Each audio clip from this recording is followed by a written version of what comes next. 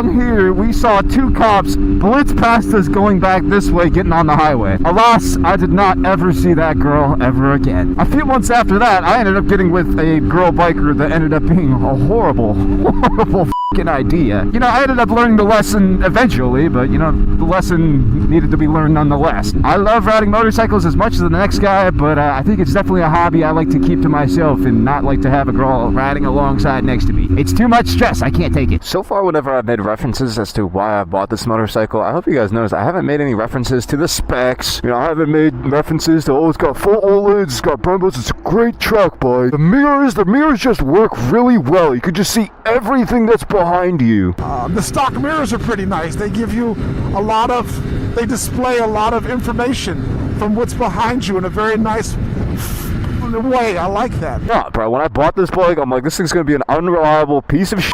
Actively leaking oil. It's going to be problematic. The tires aren't old and dry rotted. This bike sucks. It's going to be terrible. Yeah, it's smooth. You know, I talked about how smooth it rides and stuff like that, but like everything else about this bike, terrible. Horrible financial decision. But yet I still went out and spent $12,000. So Matthew, what's going on here? Why are you telling these stories and how does it relate to this bike? Well, my dude, I'm one of those people that gets like severely emotionally attached to their motorcycles for whatever reason. I think every single one that I've owned has a story behind it. And my old Triumph 675, pictured here, even though I only owned that bike for a couple months, I have a lot of deep connection to that bike because I owned it during a period of time that defined me for quite a long period of time. And there's a reason I'm back in this city that I've told many of my stories before as well. You see, my little youngins, I bought my Triumph 675 as a 2016 model. I think I spent only $6,000 on that bike. Now compare that, then now I'm spending $12,000 on a bike that reminds me of it. It really tells you about the state of our economy, but whatever. Bought that old Triumph November of 2022. I didn't really get to ride it that much, kind of like how it's probably going to work this year, where the weather is slowly getting worse as soon as I bought this bike, but it's fine. Really giving me severe nostalgia now that I think about it. So the majority of the winter that I owned that bike, it was a pretty harsh winter, so it kind of just sat for a long period of time. But as you guys know, I've been doing school for the past 4 years, and so this was also during a time where I was super busy with school. I wasn't really making any money off of content, so